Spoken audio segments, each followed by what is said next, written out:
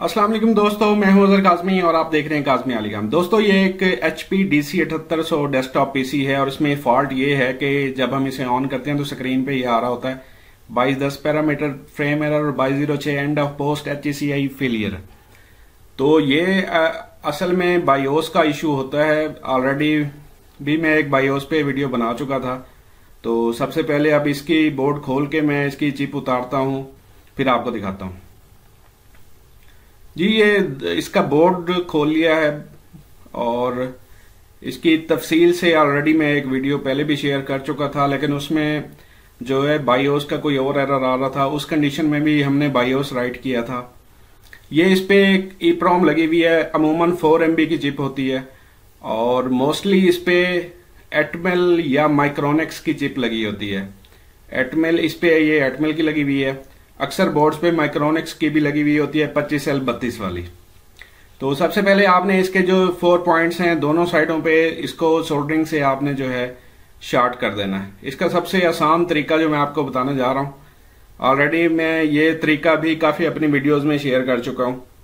इसकी दोनों साइडों पे आपने जो है सोल्डर लगा देना है, कली लगा देनी है, सारे पॉइंट्स को शॉर्ट कर देना है। उसके बाद इस पहले सोल्डरिंग बीट आपने एक साइड पे रखनी है ताकि ये मुकम्मल तौर पे हीट हो जाए, सोल्डरिंग मेल्ट हो जाए। फिर दूसरी साइड पे रखनी है और इसको हटा देना। ये इजीली हट जाती है, मसला कोई नहीं है।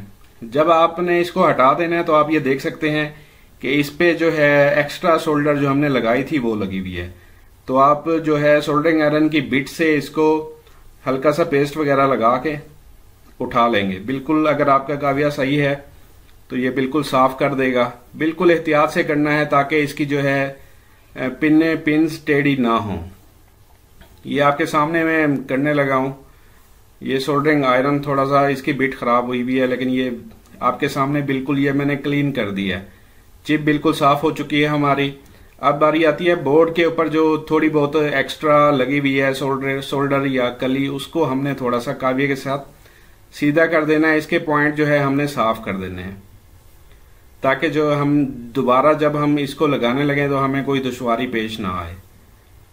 तो ये आपके सामने है, बिल्कुल ये भी साफ हो चुका है। अब बारी आती है अपनी बायोस चिप को राइट करने की। तो नेक्स्ट स्टेप में मैं आपको राइटिंग का प्रोसीजर बताता हूं। चलें देखते हैं आगे। जी दोस्तों, मैं चिप को राइट करने लगा हूं और लास्ट वीडियो में मैंने CH341 प्रोग्रामर मिनी प्रोग्रामर जो है उससे राइट करके दिखाया था। इस वीडियो में मैं RT809F के थ्रू इसको प्रोग्राम करने लगा हूं चिप को। और ये मैंने इसका प्रोग्रामर का इंटरफेस ओपन कर लिया है। चिप मैंने सॉकेट अडाप्टर में लगाई हुई है। सबसे पहले इसे आइडेंटिफाई करेंगे चिप को। और ये आपके सामने है, एटमेल की चिप है और ये शो करवा रहा है यहाँ पे मैन्युफैक्चरर, और ये इसका पार्ट नंबर शो करवा रहा है। यहाँ नीचे भी इसका ये पार्ट नंबर शो करवा रहा है और 4 MB की ये चिप है। अमूमन जो HP DC7800 7900 8000 होते हैं वो 4 MB की ही चिप होती है। अब हमने अपना सॉफ्टवेयर लोड करना है, इसको इरेज करने की जरूरत नहीं है। ये ऑटो प्रोग्रामर है तो हमने जहां पे पड़ा हुआ है उसको ओपन कर लेना है। बायोस को हमने इस पे अब राइट कर देना है।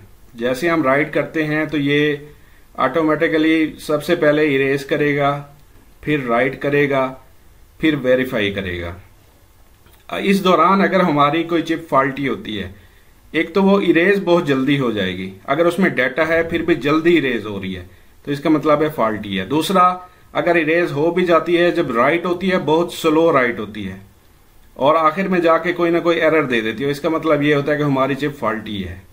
ये इसने राइट कंप्लीट कर लिया है, ऑटो वेरीफाइंग पे है और इसने अब ये वेरीफाई भी कर लिया है।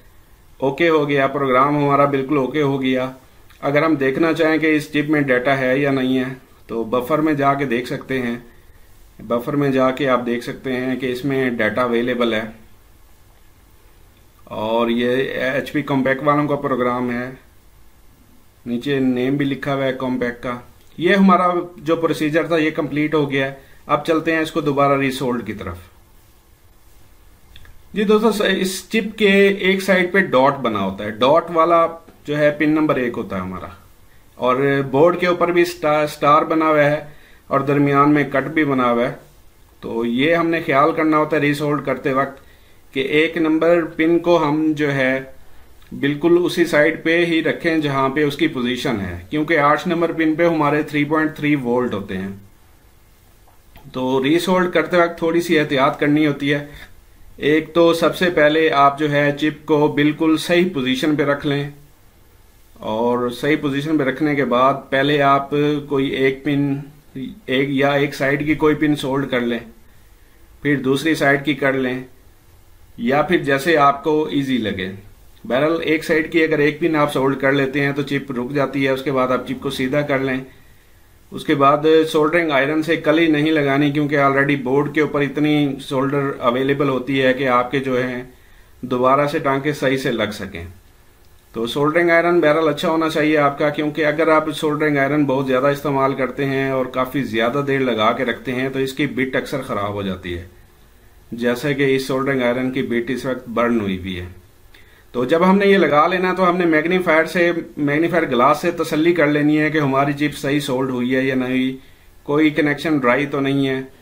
तो इसके बाद अब नेक्स्ट प्रोसेस आता है, इस बोर्ड को मैं दोबारा से इंस्टॉल कर लेता हूं और फिर ऑन करके दिखाता हूं आपको। जी दोस्तों, बोर्ड दोबारा से मैंने इंस्टॉल कर लिया, अब इसको ऑन करने की बारी आती है। तो ये काम अक्सर हम करते रहते हैं, तो इसमें कोई इश्यू नहीं होता। बायोस रीराइट करने से हमारा प्रॉब्लम सॉल्व हो जाता है। तो ये आपके सामने है इस वक्त, इसको F1 करेंगे और अगर ये मैसेज आता है नॉन डिस्क, ये देखिए नॉन डिस्क आ रहा है, इसका मतलब है बोर्ड हमारा बिल्कुल ओके। ये थी दोस्तों आज की वीडियो, उम्मीद करता हूँ आप लाइक करेंगे। कोई सवाल हो तो कमेंट कीजिएगा।